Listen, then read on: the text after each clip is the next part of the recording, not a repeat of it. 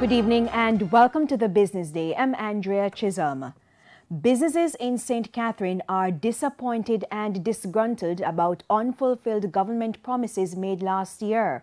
The concerns come from Dennis Robotham, president of the St. Catherine Chamber of Commerce. TVJ's Andrew Ladley reports. A promise made but never fulfilled.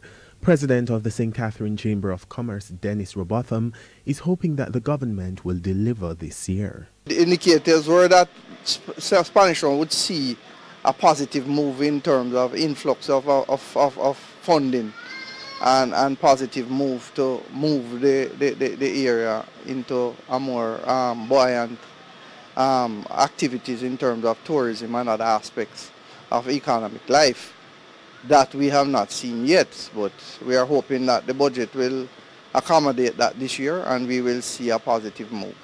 Mr. Robotham admits that there was a spike in commerce sometime last year, but he argues that it didn't last long enough to make a significant impact.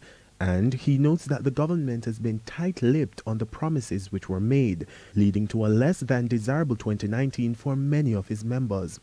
Looking ahead, he's hoping that the likelihood of a general election this year will put St. Catherine back in the spotlight. There's a certain vibes that this year should see something better because everybody's expecting that this year is a year where the elections will be called, and usually the money flow a little better during those election periods. So possibly we might see something moving in a positive direction where that is concerned. Andrew Ladley, TVJ News.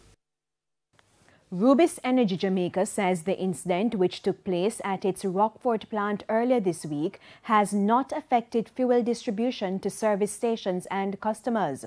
On Tuesday, the roof of a water tank collapsed, resulting in damage to fuel and chemical lines.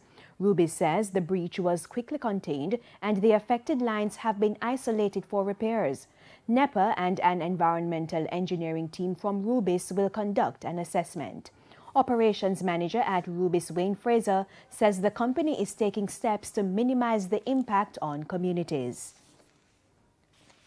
The cooling of the conflict between the United States and Iran has reduced risk pricing to oil.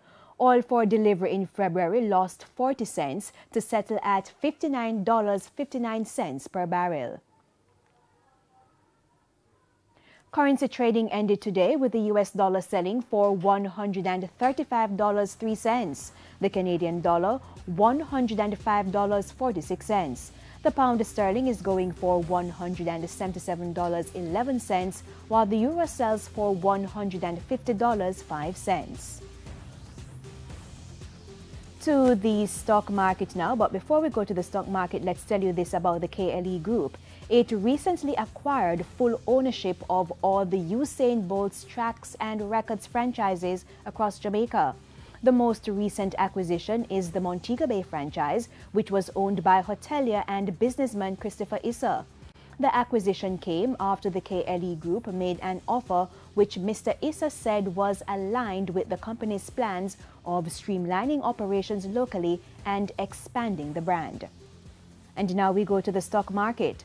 The JSE index gained 2,810 points today, and the junior market index is up by 29 points. Among the winners, Epley 7.5% preference shares, Jamaican Teas, Kingston Properties, 1834 Investments, and Jetcon Corporation.